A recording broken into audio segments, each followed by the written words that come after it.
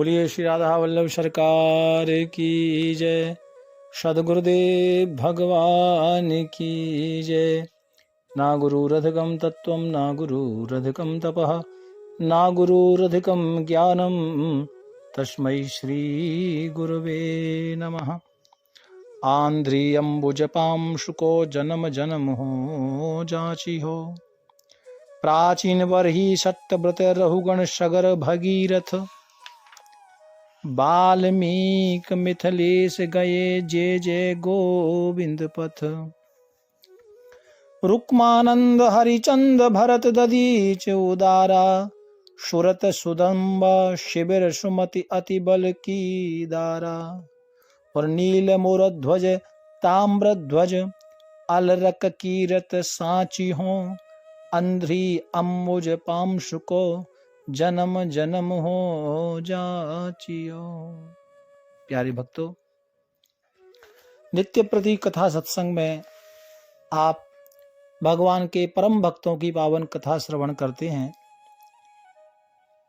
प्यारे भक्तों, मैं अपनी ओर से और आप सब भक्तों की ओर से ठाकुर जी के श्री चरणों में यही प्रार्थना करता हूं कि प्राचीन बरही सत्यव्रत रहुगण सगर जी, भगीरथ जी, महर्षि वाल्मीकि जी, स्वपच वाल्मीकि जी, मिथिलापुरी के राजा गोविंद जी, रुक्मान जी, हरिश्चंद्र जी, भरत जी, दधीची, सुरत, सुदान्वा, शिवी और विंध्यावली जी, नीलध्वजी, मोरध्वजी, ताम्रध्वजी, अलर्क जी, इन समस्त महापुरुषों के श्री चरणों में बार बार प्रणाम करता हूं। आप सबकी ओर से प्यारे भक्तों, आज का जो पावन चरित्र है वो महर्षि वाल्मीकि ऋषि का है। प्यारे भक्तों, वाल्मीकि ऋषि ये ब्रह्मवेत्ता संत है। प्यारे प्रभु प्रेमियों, और वाल्मीकि ऋषि के जीवन से ये शिक्षा मिलती है हमें कि संगत का क्या असर पड़ता है, संगत क्या कर सकती है जीवन में। इसीलिए तो भागवत में भी सबसे पहले राजा परीक्षित को सुखदेव जी ने यही बताया था कि जितासनो जितश्वासो जित संगो जितेंद्रियः। संग जीवन में अच्छा बनाओ। आप कैसे व्यक्ति का संग करते हैं, आप वही फॉलो करोगे। इसलिए संग अच्छा होना चाहिए, क्योंकि संग अच्छा होगा तो ही जीवन श्रेष्ठ होगा। प्यारे भक्तों, आज परम पावन श्री महर्षि वाल्मीकि ऋषि का पावन चरित्र आप श्रवण कर रहे हैं। और ये बहुत ही श्रेष्ठ ऋषि हैं, तपस्वी हैं, विद्वान भी हैं। और आप सब जानते हैं वही वाल्मीकि ऋषि हैं ये जहां माता जानकी बेटी बनकर रही थी। जब माता जानकी का वनवास हुआ था ना, तो वाल्मीकि ऋषि के आश्रम में ही रही थी। संत लिखते हैं कि जन्म पुनि जन्म को न मेरो कछु सोच अहो।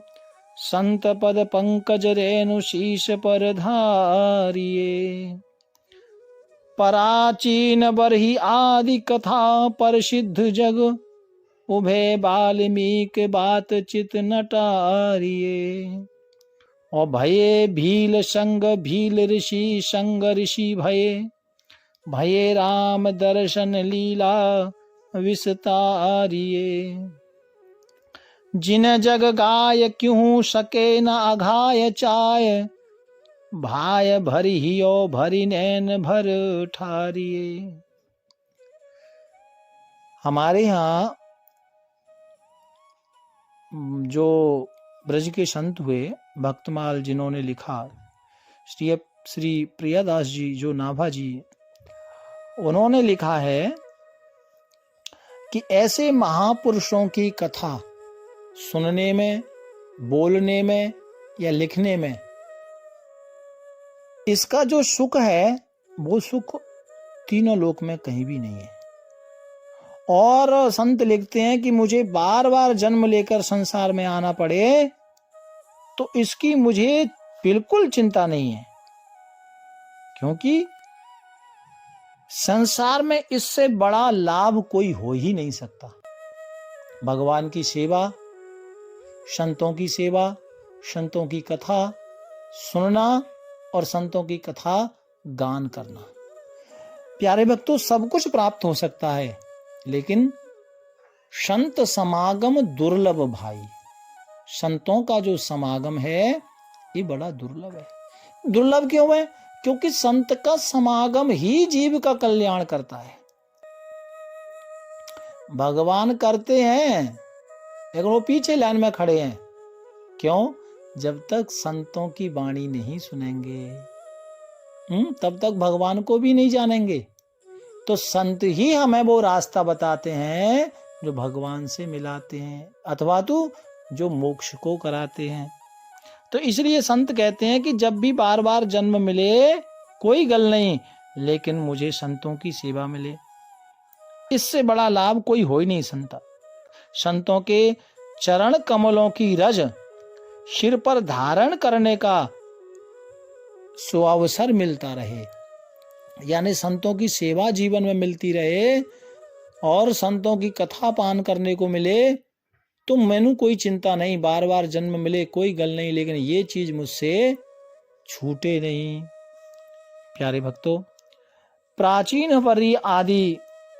वरही नाम के जो संत हैं, वो भक्तों की कथाएं, पुराण, इतिहास ये सब वर्णित है, परंतु महर्षि वाल्मीकि और महर्षि स्वपच भक्त वाल्मीकि, एक वाल्मीकि ऋषि ये हुए, एक और दूसरे हुए स्वपच वाल्मीकि, उनकी कथा द्वापर में मिलती है। आपको सूक्ष्म बताऊंगा। ये दोनों कथा चित्त से कभी दूर नहीं करना चाहिए। क्यों? क्योंकि ये दोनों कथाओं में जीवन जीने की कला है। महर्षि वाल्मीकि पहले जंगल में रहते थे भीलों के साथ, और भीलों के साथ रह करके भीलों जैसा ही आचरण करने लग गए। मैंने कहा ना, जैसा आप संग करोगे वैसा ही आप करने लग जाओगे। इसलिए आपको ये देखना जरूरी है कि मेरा संग कैसा है। जैसा आपका संग होगा वैसा ही आपका आचरण हो जाएगा। और तो भीलों का संग करते तो भीलों के साथ तो वही लूटना, मारना, काटना, ये सब यही चलता था, तो वही सीखा था प्यारे भक्तों। लेकिन बाद में ऋषियों का संग मिला, संतों का संग मिला, और उसके बाद जब ऋषियों का संग मिला ना, तो उन्हें श्री रघुनाथ जी के दर्शन हुए। बाद में उन्होंने अपनी वाल्मीकि रामायण में श्री राम जी के पावन चरित्रों का विस्तार पूर्वक उत्तम वर्णन किया था। और मालूम है ये कब किया था? राम जी का तो प्रागट्य ही नहीं हुआ था, राम जी ने जन्म नहीं लिया था, अयोध्या में आए नहीं थे। उससे पहले कई हजार वर्ष पहले वाल्मीकि जी ने रामायण लिख दिया था कि राम जी आएंगे, ऐसे होगा, ऐसे विवाह होगा, ऐसे वन होगा, ऐसे राम रावण युद्ध होगा, सब कुछ लिख दिया था प्यारे भक्तों। और जिन्हें हम लोग गाते हैं, सुनाते हैं और सुनते हैं, उससे संसार तृप्त जो भक्त हैं वो कभी तृप्त नहीं होते। इसलिए जीवन में ये जरूरी है कि आपका संग कैसा है। देखो, एक बात मुझे याद आई। एक तोता होता है ना, मैना, कई बार आपने देखा होगा घरों में, जो आप बोलते हैं ना वही तोता बोलता है ना, आपने अक्सर देखा होगा। तो एक कसाई के पास तोता पला हुआ था, तो वो उसके पास जो भी जाता ना, तो वो जैसे ही दूसरे बंदे को देखता वो चिल्लाता, मारो काटो, मारो काटो, मारो काटो, क्योंकि यही शब्द उसको सुनाई पड़ता। चीखना चिल्लाना सब कसाई के पास यही चिल्लाई। और एक तोता संत के आश्रम में पला हुआ था, तो उनके दरबार में, उनके आश्रम में कोई जाता तो वो तोता चिल्लाता, राधे राधे, राधे श्याम, राम राम, सीताराम, राम रामेति रामेति। ओ श्लोक गाता, रमे रामे मनोरमे, सहस्रनाम तत्तुल्यम राम नाम वरानने। राम राम बोलो, राम राम बोलो। ओ तोता तो वो ये बोलता। तो ये क्या था? ये संगत का असर था। ये तोता की बात नहीं है, ये संसार के लोगों की भी बात है। इसलिए संगत कैसी है ये जरूरी है।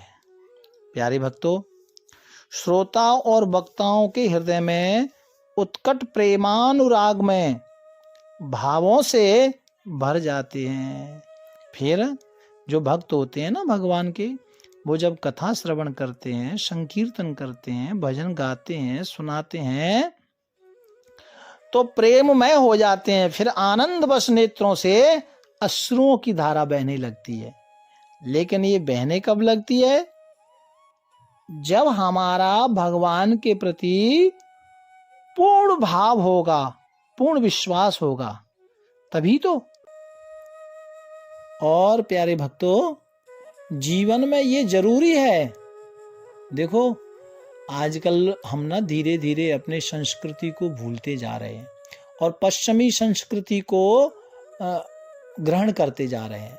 देखो, ये पश्चिमी वाले हैं ना, वो जो रूस, कनाडा, यूएसए, फलाना ढिकना, जर्मनी, लंदन, ये सब तो उससे उभर गए। उन्होंने देख लिया कि इसमें कुछ नहीं, इसलिए हमारे वृंदावन में हजारों लाखों अंग्रेज आए हैं और बीच रोड पर ही अपना बनियान पहन के ढोलक लेके कोई हंसे गाली दे, कोई गल नहीं, बस हरे राम हरे राम हरे राम, राम राम हरे हरे, हरे कृष्णा वो जपते रहते हैं।